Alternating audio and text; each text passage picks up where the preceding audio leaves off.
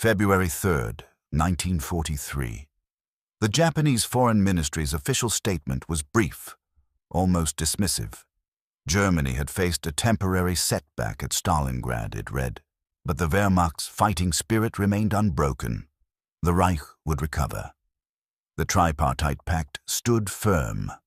Victory was still certain. The statement was printed in the morning edition of Asahi Shimbun, positioned below the fold, competing for attention with updates from the Solomon Islands. But in a soundproofed conference room in the Army General Staff headquarters in Tokyo, Lieutenant General Tanaka Shinichi was not reading newspapers. He was reading decoded cables from Berlin, and his hands were shaking. The numbers were catastrophic. The entire German Sixth Army, more than 260,000 men, destroyed. Field Marshal Paulus, captured. 91,000 German soldiers, now prisoners of the Soviets, marching into captivity so broken and starved that Soviet guards were shocked by their condition. The Wehrmacht, which had seemed unstoppable 18 months ago, had suffered its first major defeat, and not just any defeat, complete annihilation. Tanaka had spent 3 years as a military attaché in Berlin before the war. He knew German officers personally. Some of the men who had just died in the frozen ruins of Stalingrad had been his dinner companions, had shared schnapps with him, had boasted about the invincibility of German arms. Now they were dead or captured, and the Red Army was pushing west. He set down the cable and looked at the other officers around the table. Colonel Nishiura Susumu, chief of the Army General Staff's Operations Section, was reading his own copy. Major Sejima Ryuzo, one of the staff's brightest young planners, was making notes with quick, precise strokes. None of them were speaking. The implications, Tanaka finally said, are significant. It was the most cautious possible phrasing, and everyone in the room knew it was an understatement bordering on absurdity. The entire Japanese strategic position in 1943 rested on a single assumption: that Germany would defeat the Soviet Union, or at least fight it to exhaustion. If Germany won in the West, the Soviets would collapse, and Japan could focus entirely on the Pacific without worrying about its northern border. If Germany and the USSR ground each other down in endless stalemate, that was acceptable too. It kept both potential enemies occupied. But if Germany lost? If the Red Army actually pushed the Wehrmacht back? If the Soviets won? Then Japan faced a nightmare scenario. A victorious Soviet Union, freed from the German threat, could redeploy its forces eastward. The Kwantung Army in Manchuria, Japan's largest field army, would face the full weight of Soviet power, and Japan was already losing in the Pacific. Nishiura spoke carefully. We need to consider whether our fundamental strategic assessment requires revision. Again, bureaucratic. Language masking a terrifying question. Had Japan bet on the wrong horse? The Japanese-German alliance had always been strange. The two powers were separated by thousands of miles, fought completely different enemies in different theaters, and had minimal ability to coordinate operations. Their alliance was more symbolic than practical, but it had been based on shared assumptions. Germany would dominate Europe, Japan would dominate Asia. Together, they would reshape the world order. Stalingrad suggested that assumption might be wrong. Across Tokyo, in the Navy General Staff headquarters, the reaction was different. Not because naval officers were less concerned about Germany's defeat, but because they had more immediate problems. Vice Admiral Fukudome Shigeru, chief of the Navy General Staff's Operations Section, received the Stalingrad news while reviewing casualty reports from Guadalcanal. The numbers from the Solomon Islands were almost as bad as the numbers from Russia. The Japanese garrison on Guadalcanal was starving, diseased, and being systematically destroyed by American forces. The Navy had just made the decision to evacuate the island, a retreat disguised as a strategic withdrawal. The evacuation would be completed in 4 days. So when Fukudome read about Stalingrad, His first thought was not about grand strategy or the German alliance. His first thought was, we are doing the same thing. We are losing the same way. The parallels were uncomfortable. Both Germany and Japan had overextended. Both had underestimated their enemies. Both were now facing the consequences of strategic overreach. The Wehrmacht had pushed too far into Russia. The Imperial Japanese Navy had pushed too far into the Pacific, and now both were being pushed back. But Fukudome could not say this aloud, not in a staff meeting, not even in private conversation. The Navy's official position was that Guadalcanal was a minor setback, that Japanese forces were executing a planned withdrawal, that the overall strategic situation remained favorable. To suggest otherwise was to invite accusations of defeatism. Still, the timing was impossible to ignore. Germany's greatest defeat and Japan's first major retreat, happening within 5 days of each other. February 1943 was becoming a hinge moment in the war, and not in the direction the Axis had expected. The man with the most complete picture of Germany's situation was Ambassador Oshima Hiroshi in Berlin. Oshima was one of Japan's most experienced diplomats, a former military attaché who had spent years cultivating relationships with Nazi leadership. He had direct access to Hitler, met regularly with Foreign Minister Ribbentrop, and received briefings from the German High Command. If anyone in the Japanese government understood what Stalingrad really meant, it was Oshima. His cable to Tokyo, sent on February 4th, was marked Most Secret and Highest Priority. It was not reassuring. Oshima reported that German morale had been severely shaken. The myth of Wehrmacht invincibility was broken. Hitler had made a radio address on January 30th, the 10th anniversary of his rise to power, but it had been notably defensive. The Führer was already trying to reframe Stalingrad as a heroic sacrifice rather than a catastrophic defeat. German civilians were being told that the Sixth Army had died gloriously, tying down Soviet forces that would otherwise have been deployed elsewhere. It was propaganda, and not particularly convincing propaganda. More worrying, Oshima reported that German military production was being seriously disrupted by Allied bombing. The Wehrmacht was having difficulty replacing losses. The Eastern Front was consuming men and material faster than Germany could produce them, and now, with Stalingrad lost, the Soviets had momentum. Oshima's assessment was clear. Germany could still win, but it would take longer than expected, require more resources than anticipated, and success was no longer certain. He recommended that Japan prepare for multiple scenarios, including the possibility of a negotiated peace in Europe. That last suggestion was particularly explosive. If Germany made peace with the Western Allies, even a temporary peace, Japan would be left fighting alone. The entire tripartite pact would become meaningless. Prime Minister Tojo Hideki received Oshima's cable in his office in the Diet building. Tojo held multiple positions simultaneously: Prime Minister, War Minister, and Chief of the Army General Staff. This concentration of power meant he could make decisions quickly, but it also meant he bore personal responsibility for Japan's strategic direction, and that direction was looking increasingly questionable. Tojo had been one of the strongest advocates for the alliance with Germany. He had believed that coordinated Axis action would overwhelm the Allies. Germany would defeat Britain and the Soviet Union. Japan would defeat America and China. Together, they would force a new global order. But the war was not going according to plan. America had proven far more resilient than expected. China refused to surrender despite years of occupation. And now Germany was losing in Russia. Tojo's public response to Stalingrad was predictably optimistic. He told a session of the Diet that Germany's fighting spirit remained strong, that temporary setbacks were inevitable in a long war, that ultimate victory was assured. The Diet members applauded. The newspapers printed his words. The public was reassured. In private, Tojo was ordering a complete strategic reassessment. he convened a meeting of the Supreme War Council, the small group of military and civilian leaders who made Japan's most important strategic decisions. The meeting was held on February 8, 1943, in a secure room in the Imperial Palace.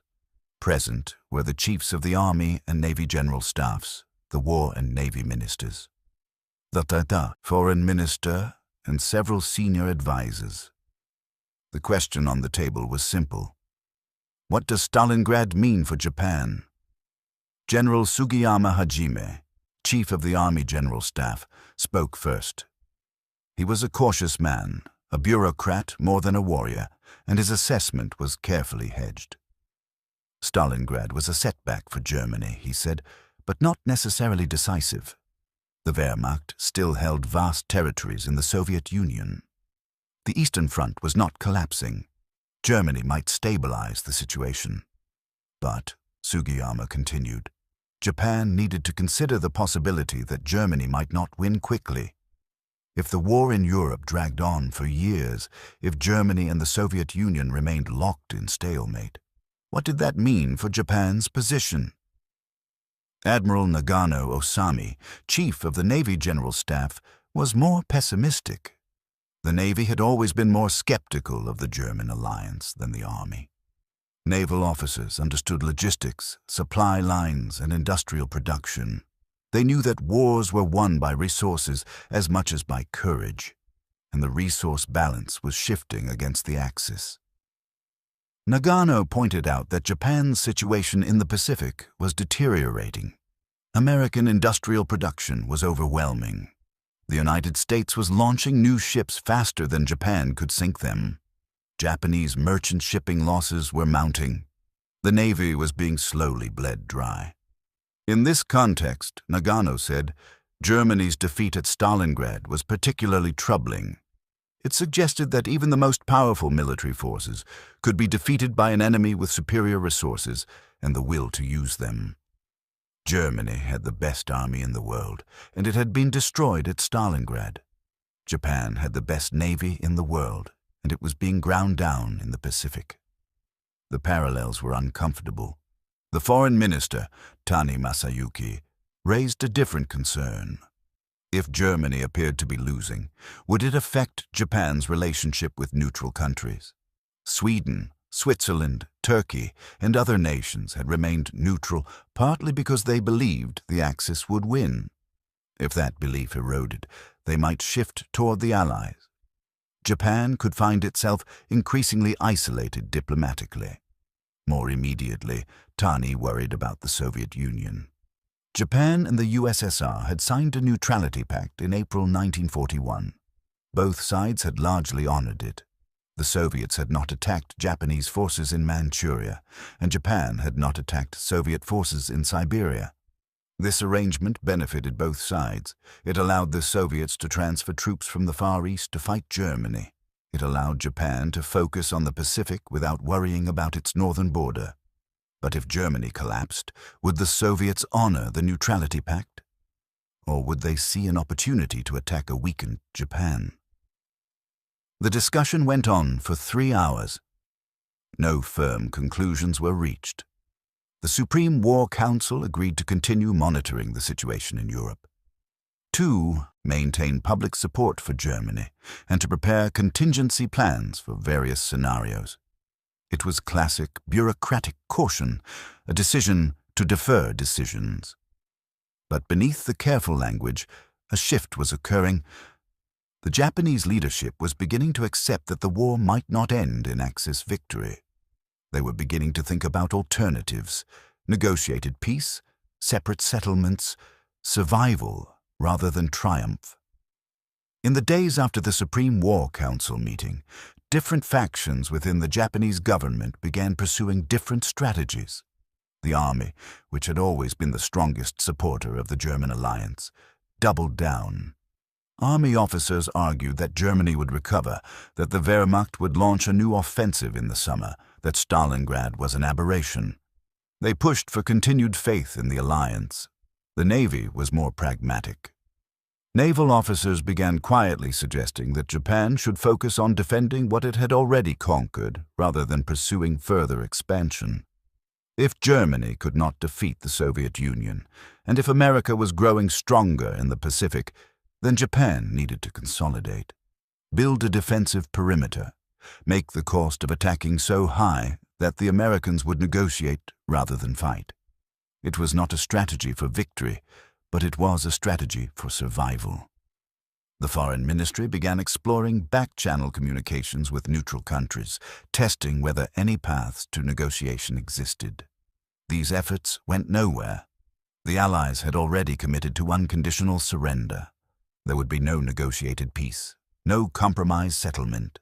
But the fact that Japanese diplomats were even exploring the possibility showed how much Stalingrad had shaken confidence. Meanwhile, Japanese propaganda worked overtime to control the narrative. The newspapers that had initially downplayed Stalingrad now published longer analyses, but always with the same conclusion. Germany remained strong, the alliance remained firm, victory remained certain. Radio broadcasts featured interviews with German residents in Japan, all expressing confidence in the Wehrmacht. Newsreels showed German troops in other parts of the Eastern Front, still advancing, still fighting. But the Japanese public was not stupid. They could read between the lines, they could sense the shift in tone, and they were drawing their own conclusions. In Manchuria, officers of the Kwantung Army were having a different conversation. The Kwantung Army was Japan's largest and most prestigious field force, stationed in occupied Manchuria to defend against Soviet attack. For years, Kwantung Army officers had dreamed of attacking the Soviet Union, of conquering Siberia, of linking up with German forces advancing from the west. It was a fantasy, but it was a fantasy that many officers took seriously. Stalingrad killed that fantasy. If the Germans could not defeat the Soviets, if the Red Army was strong enough to destroy the Tikhon Sixth Army, then what chance did the Kwantung Army have? The answer was obvious. None. Lieutenant General Umezu Yoshijiro, commander of the Kwantung Army, sent a blunt cable to Tokyo. Any plans for offensive operations against the Soviet Union should be abandoned. The Kwantung Army should focus on defense. If the Soviets attacked, the Kwantung Army would fight, but Japan should not provoke such an attack. The risk was too high. This was a major shift. For years, the Kwantung Army had been the most aggressive faction in the Japanese military, constantly pushing for expansion, for more territory, for more war. Now, after Stalingrad, even the Kwantung Army was counseling caution. The shift was driven by cold calculation. Kwantung Army intelligence officers had been studying Soviet force dispositions. Before Stalingrad, the Soviets had kept significant forces in the Far East, guarding against Japanese attack. But as the war in Europe intensified, the Soviets had transferred more and more units westward. By early 1943, Soviet forces in the Far East were at their lowest level in years. This should have been an opportunity. With Soviet forces depleted, the Kwantung Army could have attacked with good chances of success. But Stalingrad changed the calculation. If the Soviets were strong enough to destroy the German Sixth Army, while simultaneously fighting on multiple fronts, then they were stronger than Japanese intelligence had assessed. Attacking them would be suicide. So the Kwantung Army, the most aggressive element of the Japanese military, became an advocate for caution. It was a remarkable transformation, and it was entirely due to Stalingrad. By March 1943, a month after the German surrender, the Japanese government had settled on a strategy, or at least a position. Publicly, Japan would continue to express full support for Germany. The alliance would be maintained. Propaganda would emphasize Axis solidarity. Any suggestion of doubt or division would be suppressed. Privately, Japan would pursue its own interests. The focus would shift entirely to the Pacific. Resources would not be wasted on symbolic gestures of support for Germany. There would be no Japanese attacks on the Soviet Union to relieve pressure on Germany. There would be no transfer of Japanese technology or resources to help German war production.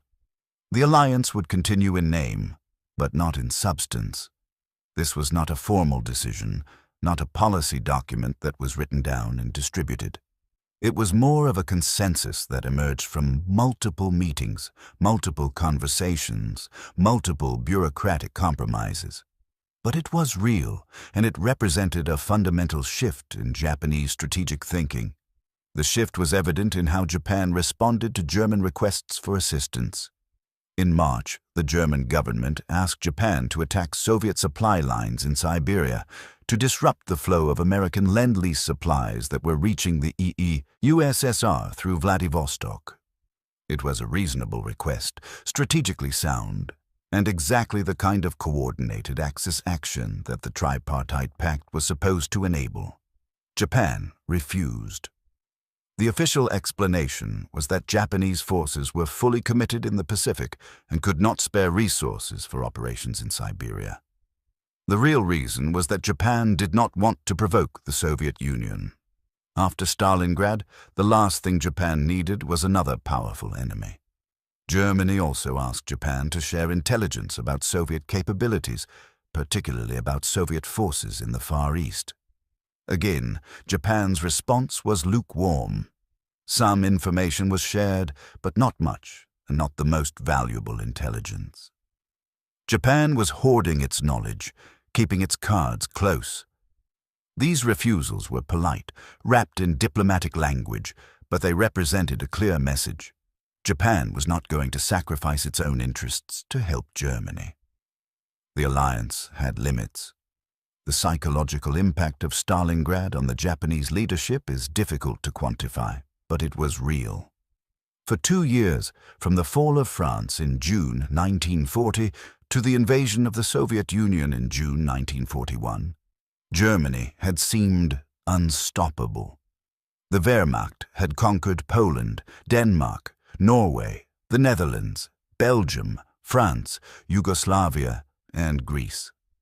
It had pushed deep into the Soviet Union, reaching the outskirts of Moscow, capturing vast territories.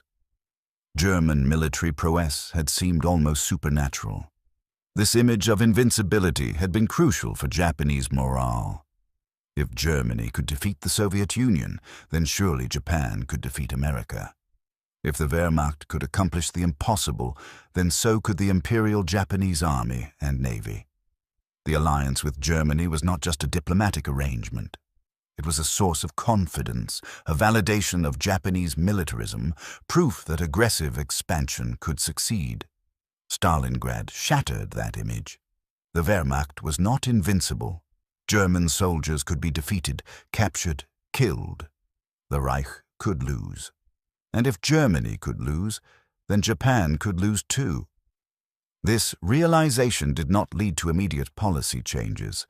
Japan did not surrender, did not seek peace, did not fundamentally alter its war aims. But it planted seeds of doubt. It made previously unthinkable thoughts thinkable. It opened space for questioning, for dissent, for alternative strategies. In the months after Stalingrad, a small but growing number of Japanese officials began to privately discuss the possibility of ending the war, not loudly, not publicly, but in quiet conversations, in carefully worded memos, in oblique suggestions. These discussions went nowhere in 1943. The military leadership was still committed to fighting. The public still believed in victory. The momentum of war was too strong to stop. But the conversations were happening, and they were happening because of Stalingrad. By mid-1943, the initial shock of Stalingrad had faded. The German army had stabilized the Eastern Front. The Wehrmacht launched a new offensive at Kursk in July, and although it failed, it demonstrated that Germany could still mount major operations. The war in Europe continued, and for a time, it seemed possible that Germany might yet achieve some kind of victory, or at least a stalemate. But the Japanese leadership never fully regained its confidence in Germany. The belief that the Wehrmacht was invincible was gone. The assumption that Germany would defeat the Soviet Union was abandoned. The hope that coordinated Axis action would overwhelm the Allies was dead. Instead, Japan pursued an increasingly independent strategy. The focus was entirely on the Pacific. Resources were concentrated on defending the territories Japan had already conquered. Plans for further expansion were shelved. The war became a struggle for survival rather than a campaign for dominance. This shift was not caused solely by Stalingrad. Japan's defeats in the Pacific, from Midway to Guadalcanal, were equally important. American industrial power, growing stronger every month, was the fundamental problem.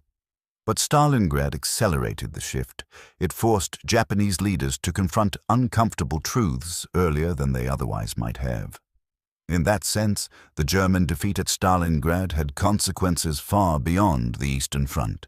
It reverberated across the Axis alliance, shaking confidence, exposing weaknesses, forcing recalculations. For the Japanese High Command, the news from the Volga River in February 1943 was not just about Germany's war. It was about their own. The cables from Berlin kept coming throughout 1943 and into 1944, each one documenting Germany's slow retreat. The Wehrmacht was pushed out of North Africa. Italy surrendered. The Allies landed in France. Soviet forces advanced relentlessly westward, and with each German defeat, the Japanese leadership became more certain that they were on the losing side of history. But by then, it was too late to change course. The war had its own momentum.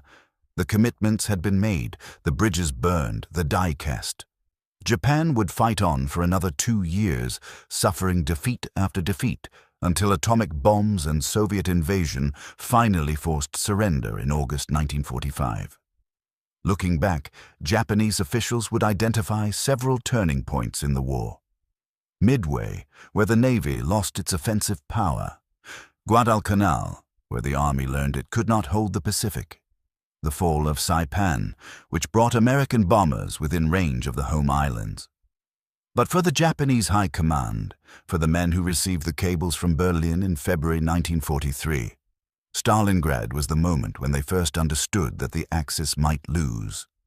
Not that Japan would definitely lose, not yet, but that victory was no longer certain, that the assumptions underlying their entire strategy might be wrong, that they might have bet everything on a losing hand. The official statement from the Foreign Ministry had called Stalingrad a temporary setback.